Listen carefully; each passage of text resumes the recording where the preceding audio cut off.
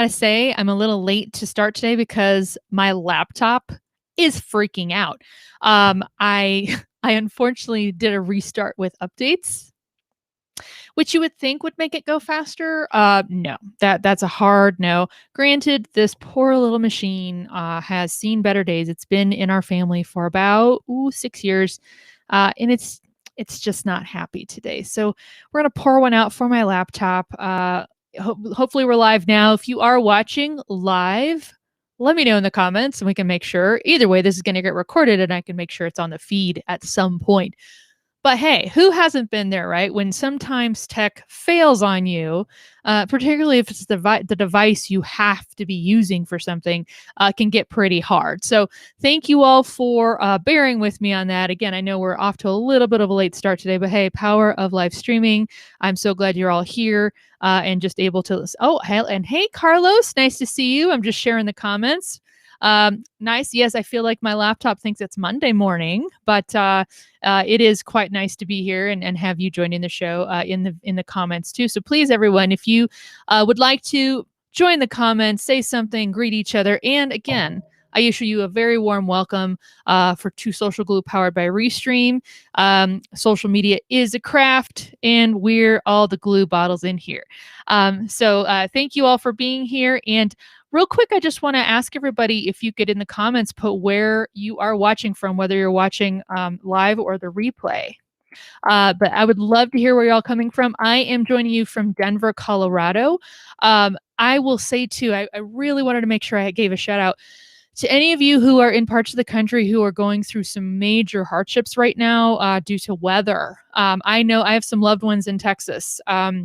People connected with the show who are also in Texas, and I just complained about my laptop being weird. You're talking power outages, no running water, all that kind of stuff, and it's very dangerous actually considering the sub-zero temperatures. So hearts and thinking of everyone in Texas, whether you be my friend or acquaintance or not. I hope you're all doing okay. But and please, if you have any means of helping those people, who's going through these hardships with this whole cold snap going through the country, please let's help and bandy together here and get that done. But thank you all for watching the show. I want to take a quick aside and remind you that I mentioned how sometimes tech fails on us, right? I had texted my guest before we went live. I was like, oh my gosh, my laptop is freaking out right now. And it seems like it's not freaking out right this second. We're going to go with it. One thing I'm happy about, though, is that Restream does not freak out on me. Restream is the way that you are seeing this live broadcast on my YouTube channel and my LinkedIn feed at the same time. And even then, it's recording it for me. So afterwards, I can do stuff with it too. And you'll see in a moment, it lets me share my screen. It lets me bring on a guest and all that stuff. So it's pretty cool. And we're just happy to be here enjoying this. So a little bit more about Restream later, but if you're wondering how this is all happening, it is through the magic of tech that is reliable. Yes. So happy to be here with that. So if this is your first time watching Social Glue powered by Restream, quick brief on how we do the show. So I always do this open with you where we converse a little bit about real life. Then we do the Social Glue news segment. So usually I cover about 2 to 4 items of Social Glue related stuff in the news, or social media stuff rather. You're hearing it on Social Glue. That's in the news. Stuff that can be important to you and your brand and how you're navigating social media marketing and things like that. So we'll cover that. Then my favorite part of the show is we will do our social media shout out. And that's when I bring on a social media pro. A lot of these individuals I have not met, not in person. I probably have met them virtually by the time we get them on the show. But it's really cool to be able to kind of let everyone of you meet these people. These are the people doing the work. Okay. Maybe they're not yet have written books or have been on stages and stuff like that. I still think they deserve a spotlight. And so that is what we'll do after the Social Glue news segment. And then as we have our shout out guest on screen, we're also going to answer a question that can be really helpful and relevant to brands trying to wield social media marketing. So again, great opportunity again to let our guest of this week share their smarts and what they know about it. And it's very likely going to help you be successful at social media marketing. So, little service we do there. Do you see how we like spotlight a smart person and let them help brands? Pretty cool. Lastly, we're going to close the show today with a haiku. We get poetic, and I have asked people on Twitter before to please compose original haikus about social media. Some of them are darn creative, so I'm really excited about that. And even sometimes I let the haiku kind of relate to what the question and answer is with our guest and what they work in and stuff. So we will do all that. So that's what you're in store for. Let's get going. Let's do this. And again, please comment in. I'd love to see your feedback in the comments on your reactions to the news, questions you have for the guest, or your own responses and things like that. Keep it interactive, right? Whether you're watching live or the replay. So let us hop into the next segment, which is social glue news. So I'm going to share my screen where I've got a nice little graphic here. And let me just change my shots. There we go, because I like to sit on this side. All right, first up, LinkedIn is hiring. I mean, they're probably hiring all the time, right? But this hire has to do with what their plans are and as far as supporting creators going forward. So the vice president and editor-in-chief, Dan Roth, shared that they're hiring a head of community. And so the goal is to really incite and help people, prompt them and incentivize and whatever, encourage people to create things on LinkedIn. Very much like this show that you're watching right now. Create stories, create posts, articles, create updates, create groups and interact with them. That's the key. Create videos and things like that. LinkedIn, I will say, has gone through quite a transformation since they were acquired by Microsoft a few years ago, for the better, in my opinion. Before that, I really saw LinkedIn as being pretty stagnant, useful, yet stagnant. And I think they're on the right track. Of course, I would want and hope that whoever they do hire for this head of community has an eye toward diversity for all kinds of creation, because, I think we have plenty of, I'm a white girl. We have plenty of a certain flavor of creations going on.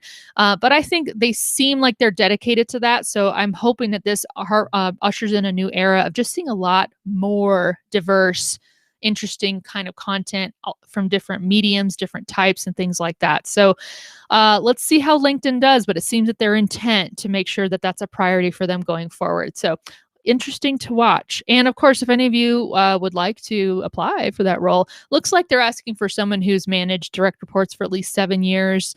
And obviously, you probably need to have some kind of awareness and education and know-how around actual creation of content. So probably good there. But it's going to be a good push, I think. Next up, I wanted to talk about YouTube. So I'm a big fan of YouTube. I know my kids are. We watch our family actually watches YouTubes every night, and we love that. And speaking of YouTube, here's a comment from one of our YouTube watchers. Hello, how are you? Very nice to see you. And Doug Cohen is joining us from LinkedIn. Getting your glue. You got to get your glue on Wednesdays. That's right. So thank you guys for watching. Again, I get to show you guys these through the power of here, but the power of Restream. But LinkedIn, or YouTube is looking at this new year and really going hard into like trying some new things. So they're trying to look at YouTube like a stage, and one that they want to welcome everyone to. They realize that can run all ages. You see a lot of children who are not only ingesting like YouTube Kids, but also creating their own content. Remember, there is that 13-year-old kind of plateau of how you're really not supposed to be on the internet until you're over 13 or over. So please, as a parent, I think that's a good policy to adhere to. And if you are letting your kids get in on before the 13, monitor the crap out of that. Okay. Quick aside. But they want to give people via YouTube all the capabilities that they are crying for, that they want. No surprise that In the year 2020, YouTube saw extraordinary growth. They actually had seen a dip in views right as the pandemic was getting started, so right before March. And then after that, it just skyrocketed. And imagine that makes sense, right? Because people were stuck at home, kids were bored, you can't really go out and, do external entertainment. Well, there's YouTube, and if you have an internet connection, you can get on anytime. So they saw extraordinary growth. More than this was what was interesting to me. And if you're a brand or managing for a brand, something to take note of. More than 500,000 channels, more than 500,000 channels live streamed for the first time last year on YouTube.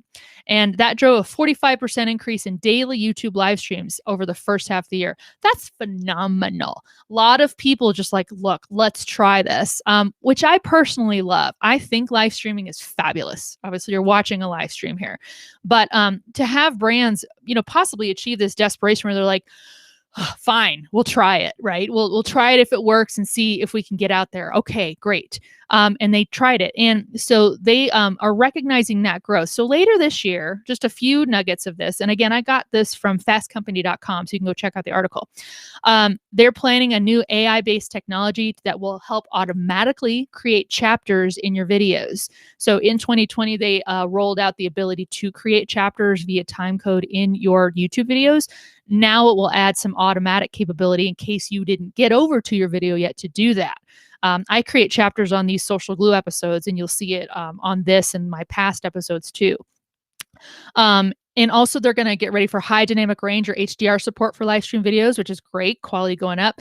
And YouTube Kids is getting a new curation option that'll let parents add videos and channels that might not otherwise appear in the app. I really like that. Again, as a parent, you always need to keep an eye on what your kids are ingesting. YouTube, I mean, not necessarily a great idea to just like, hey, just bring up the YouTube tab and let them watch it at will. You need to moderate that and monitor that. So I like that they're giving some more parental control over what kids can see there. So pretty interesting. Keep your eyes on YouTube as we go through the year. But I, as a YouTuber myself, I'm really excited to see all these developments. Finally, let's cover something that is going on in the social media verse relating to a name we're probably all familiar with. So Twitter decided to permanently ban Donald Trump. So the company clarified the ban is meant to be permanent. In an interview with CNBC, Twitter CFO Ned Siegel said, "When you're removed from the platform, you're removed from the platform." And he further elaborated, "Our policies are designed to make sure that people are not inciting violence." Right?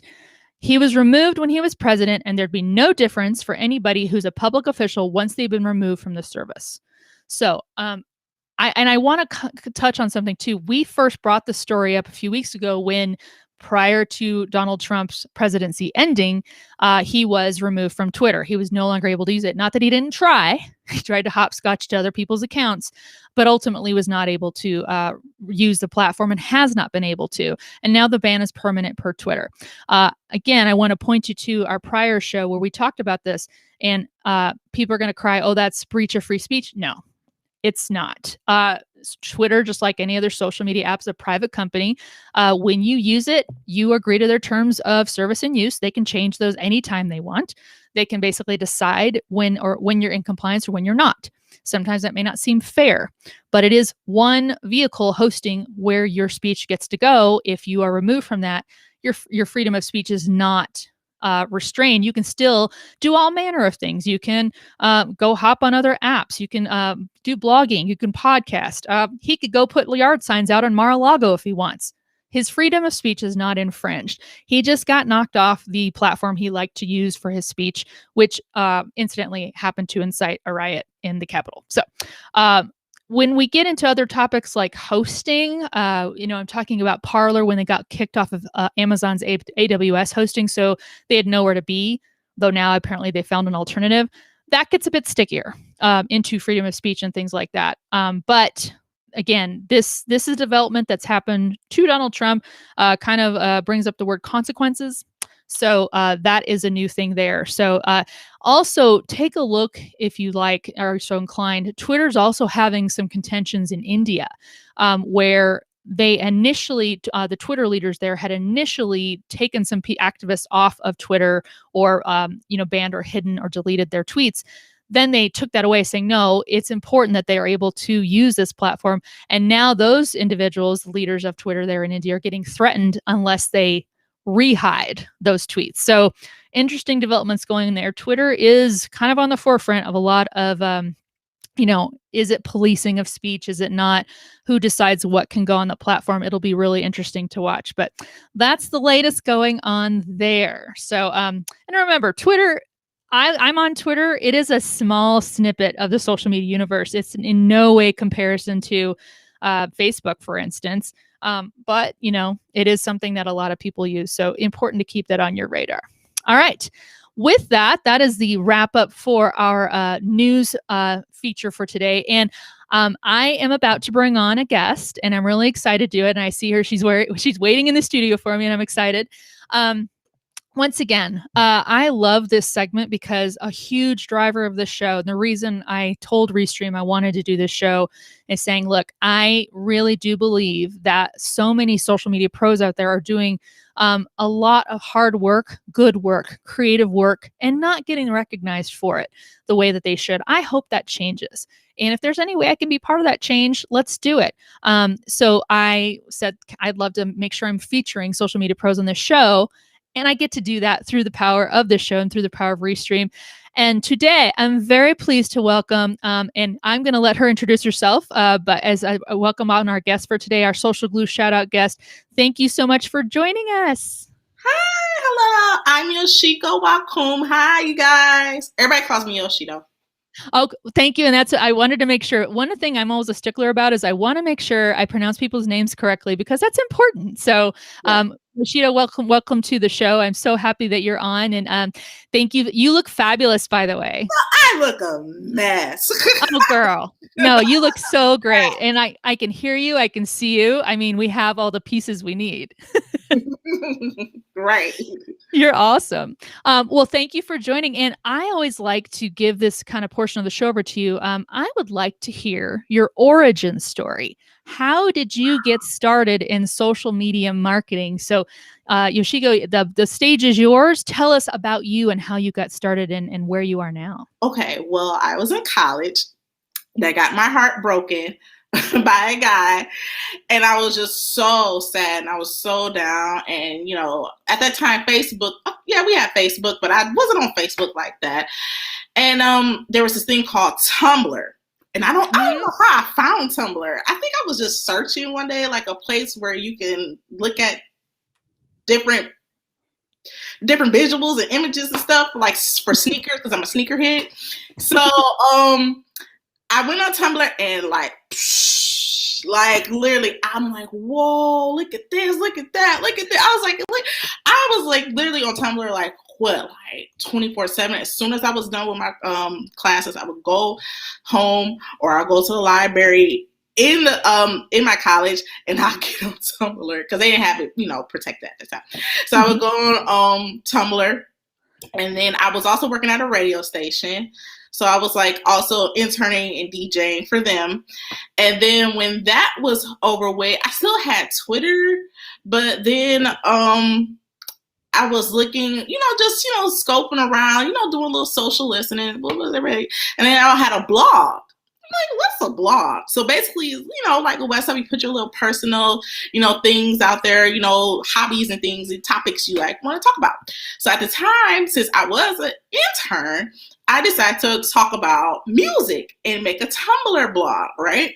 So that did okay. It wasn't nothing, major. I wasn't in major publications or anything like that. I didn't have big people on my blog, but a lot of people took it far. I will say a lot of people took it far. Pitchfork. It was at the time Rolling Stones was even on Tumblr. Not Rolling Stones like the group, but the magazine. They were even on Tumblr. So it was just it was like a little music blog. But then I got pregnant. I met somebody, got pregnant, and I said, I'm gonna turn it into a mommy blog. So I turned it into a mommy blog, and I started working with brands and stuff like that. I haven't worked with This year, well, last year, 2020, I was going to work with some brands, but 2020 was too much. It was too much. I couldn't even work with brands. So I started working with brands. I started, navigating social for my Facebook page, for my Twitter, for my Pinterest, I even have a YouTube, but I don't put that out there. But I just started learning strategies and, implementing things like that. And then I was on a call. I don't know if I should say the brand, but they asked me, I'm going to say the brand. HP. HP asked me to get on a call with them. So they want to talk about different strategies of how they can have people come to their Instagram. So yes. At the time, I was giving out like free game. I was giving them free game. Mm-hmm. So I'm nowhere near like 10,000, 5,000 followers on Instagram. I'm still little, and I kind of want to be little, but I'll get into that later. But I was telling them like, oh, well, you can use this technique, this creative tool, this, that, and they were like writing it down. They were eating it up. They were writing it down. And I was like, wait a minute, I'm giving out strategies like free game to them and things like that. I can be doing it for like a small business or something. I can be doing it, and I can get, or another brand or something. They can hire me on, I can get paid for this. So that's how I made a portfolio, did a couple of case studies. I love case studies. Don't ask me why. I do. I love case studies. But I made a couple of case studies, got my portfolio going, everything for content creation and things like that. And I just started acquiring different like small e-commerce and, different brands, stuff like that. So that's how I got into it. Basically, I got my heart broken and I got into social media. That's all. I love that that's the usher into it. Like, my heart got broken and that's what kicked this whole thing off. But I mean, that's how it happens sometimes, right? It's like a life change, and it's like, well, here's this new thing. Go do that. I saw a meme somewhere where it says a woman can like have a heartbreak, and then within like the next week she has like 2 homes, 5 degrees, right? Like that, and that can kick it off just like that. That's right. No, and that's so interesting too, because it's almost like what I was talking about with YouTube earlier, where it can take some change where you wouldn't have done something or tried something before, right? But because circumstances, here we're in this new thing, and now people are like, I guess I better go try that. And I love to hear, and I'm still kind of blown away. I mean, you got to talk to a major brand, and you're giving them stuff about like, and they're like, well, we don't know, just tell us what to do. How do you not know? Don't you have a team? Like, I'm confused. I think I did a call with them like twice. Wow. Yeah, and I was just like, I can't even pay for this, like some major money, like out of here with that. Yeah, that's so wild. Well, and it kind of brings up and segues pretty nicely into our question, which we're going to have you answer, and I'll pipe in too, but I definitely want to hear what you think about it and what you have to say. But you can't ever assume, apparently, that a big major brand has a whole team or has the corner and like, oh, surely they know what to do. Surely they have done all the work and they know exactly. And I think we see that often where you kind of figure out, you're like, oh, maybe that brand doesn't know what to do or how to work this whole social thing, which again, it's great that they came and found you as a resource and that kicked you off into saying, look, I ain't doing this for free. Let me just work on this for people who, and use your smarts and earn money doing it. Right. But I was always, now that I look back at it, I was always, even like in high school, I had like a camera. Like on the last senior day, I had a camera, and it's at my mom's house. I videotaped our whole senior day, the last day we were at school. Like, it was just, I've always been really a creative, not so much on my mom, she's an art teacher. She draws. I don't draw. I'm on the creative, on the computer side, on the technology side. That's my thing. Same here. My daughter, I don't know where she gets it, but she's totally an artist. She has like works on canvases and things like that. And I'm over here, I'm like, I can put that on Instagram for you, or I can Photoshop that into something, but and I don't hang. I can't do all that drawing and stuff. But yeah, it's so cool because again, who doesn't love this fact that we can use this technology to be creative and do that stuff? But I love too, and you brought up case studies that you liked, and I think that can help segue too a little bit into what we're gonna ask a question and ask you about. And hopefully brands, if you're watching, you'd be like, aha, take notes. Like, to always take notes when Yoshiko talks because she is going to give you some stuff. But let me put the question up on the screen here, and I'm going to change our little, let's see. Hold on a second. I'm getting it. There we go. Okay, so our question for today, and you can submit your questions too on our website, but why should every company do market research for social media marketing? Talk to us about why that is crucial. I just want to say, even when you're starting out, everybody cannot be your market. There is no way that you're like, when I talk to, when I talk to people and then when I consult with them about social media, they're like, oh, everybody's my market. How is everybody? It's just no way. You're going to have to narrow it down. Mm-hmm. Who's your demographics? Where do they live? You got to even go emotional. What time do they even wake up? Where do they shop at? You have to do market research, even for social media. And a lot of people just don't understand that. And it's just like, how do you even begin to just, run ads? How do you even begin to just create content and you don't know who you're creating content for? Like, it doesn't make sense. So I'm intense with my market research. I go to I think one day I was at the computer for 4 hours, literally like just going in on like where, like who and where, like it was intense, but that's just for me. That's just what I do per se, but it's just, you got to do the market research. You got to do it. You got to know your consumers. You got to, and sometimes even to an emotional standpoint, you got to know them. You got to. That's right. And real quick too, what tools or what ways, and I don't want you to give away everything, because if anyone wants to come to you and ask you, no, tell me the entire strategy, they should come to you and ask you and, make a transaction there. But what are some tools or ways that someone can get started, or at least know, okay, when you say I need to do market research, how do I go about doing that? It's the same thing from elementary school: the when, the where, the what, the how, the why. Why do they need your product or your brand or whatever? Who are they? Are they male? Are they female? Are they age range? Are they Gen Z? Are they millennial? Because if they're Gen Z, baby, Gen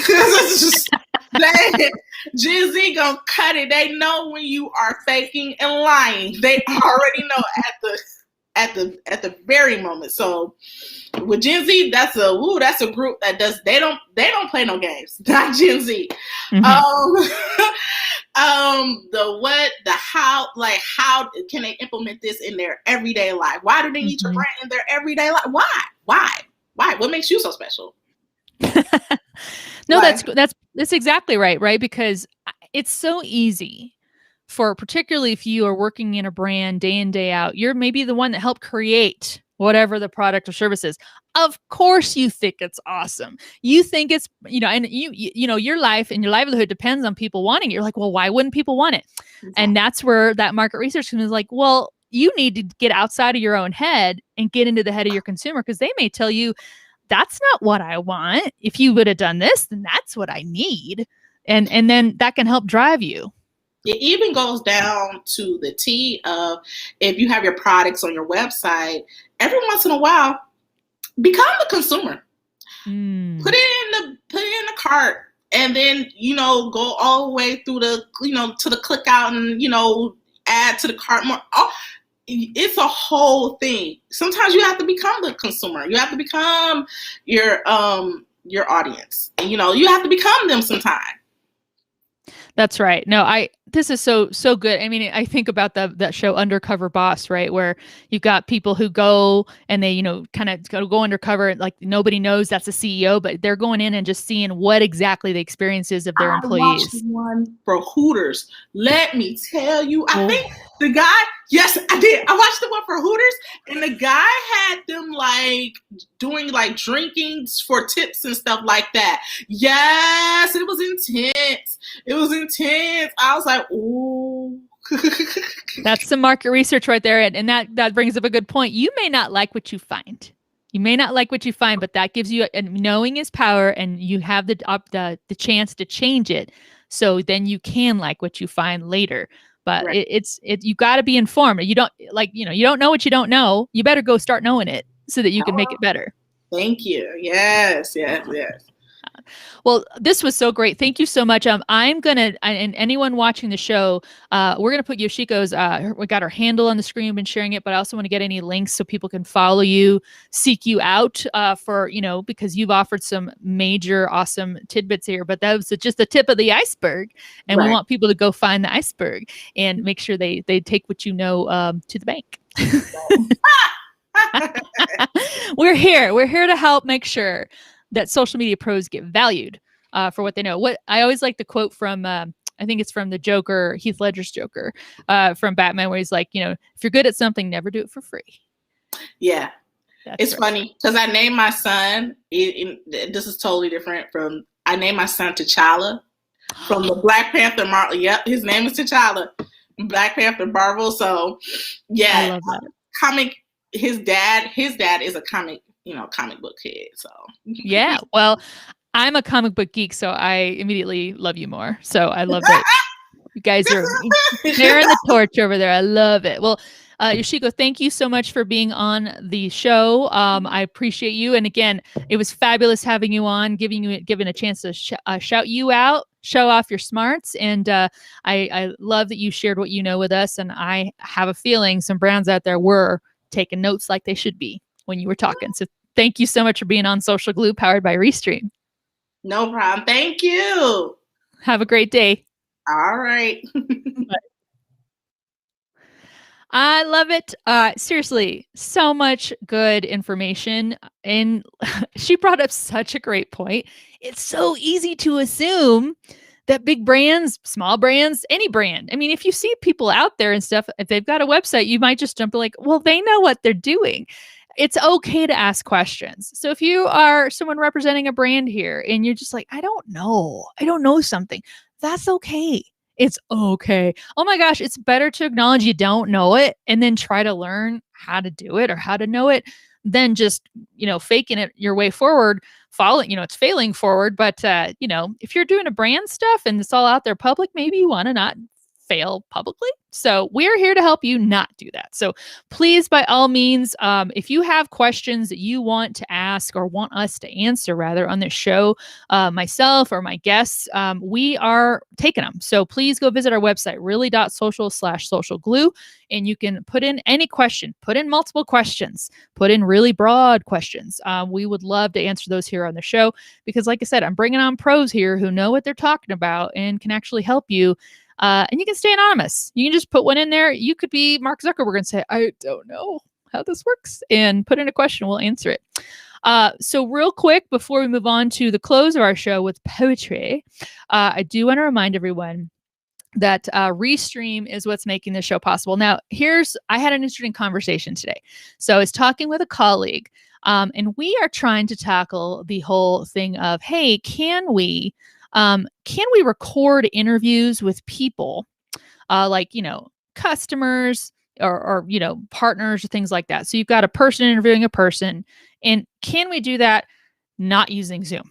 Because Zoom is fabulous. Video conferencing, great. It's been huge for us this year to try to connect with each other and stay connected. Not the best if you're trying to do like a professionally shot, like a testimonial or an interview like the one I just had with Yoshiko. So how do you make something like that professional? Restream actually has the capability for that. I have done this before where I've interviewed someone here in the studio. We haven't gone live, but I use the tools in the studio, like the captions, like the overlays and the logos and the coloring. All of that is customizable. You can see it all on my screen right now. The stuff back here on the wall, that's me. The stuff right here in front of me, in front of my hands right now, that's Restream doing all my branding on there. So I can legitimately brand a recorded video with someone else, up to 10 guests on a screen. And later I've got the video and it looks fabulous. And I can redistribute that, repurpose that anywhere that makes sense. I can edit it down and all that stuff. And I do that a lot actually with these shows. I will actually bring out snippets of the guests and make a montage video. So keep that in mind. If you're not hankering for live streaming and you're like, I don't want to live stream, but I do need to record interviews or testimonials or something a little better than what Zoom gives me, Restream can do that for you. So we're planning on using that for some of the projects we have coming up. So excited to share that with you, that this is a possibility. So let us get to the funnest. I just made up some words. I have had coffee today, but as I said, my laptop's having a rough day, so maybe it's carrying over to me. But we always close the show with an original haiku.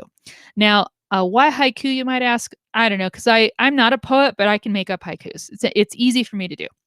And hopefully it's easy for you to do too. Haiku is a 3-line poem, 5 syllables in the first line, 7 in the second line, and 5 in the third line. And they don't have to rhyme. So essentially all you're doing is, counting it out, and you can make anything. So today's haiku is brought to you by SEM Rush. So I put out a call on Twitter asking if people could submit a haiku, and SEM Rush brought one forth. And here's theirs. How can I rank first? Google is so mean to me. SEMrush is the best. I had to remember I had to say SEMrush. We actually talked about it a lot on Twitter. Someone's like, hey, that's not 7 syllables. And we're like, it is if you say SEMrush is the best, or 5 syllables rather. So SEMrush, thank you so much for submitting a lovely haiku, which, talks about ranking. That might be something we bring up in a future episode and answer some questions for you about how social media can actually help you rank higher on the Googles. So again, thank you, SEMrush on Twitter, for submitting your haiku. And now I'm happy to close the show and let you get on back to your day. Remember, you can watch this replay or live stream. Thank you if you watched the live stream. You can also watch this full replay on my YouTube channel, Really Social Solutions, or also here on my LinkedIn feed. It'll be living here for perpetuity. We are here every Wednesday at 2 p.m. Eastern, and we live broadcast LinkedIn and YouTube. And again, I'm really excited because every month I get to the point where after I've had 4 guests, I get to randomly pick winners of those guests who's going to get free Restream subscriptions or swag and things like that. So that will be coming up in the next week. I hope my guests from this last month are ready, because it's going to be fun. So remember to keep watching us Wednesdays at 2 p.m. Eastern, LinkedIn and YouTube. Keep hanging out in the comments, ask questions, pontificate, sound off, share it around, and make sure you follow our guests as they come on, because goodness knows they deserve some spotlight. We're here to help you get sticky and stick to them like glue. Social glue powered by Restream. Thank you guys so much for watching, and have a fabulous rest of your day and week. Stay warm if you need to stay warm out there, and hearts with everybody who's having trouble with that. But we'll be here, and we'll talk to you next week. Thank you all. Bye.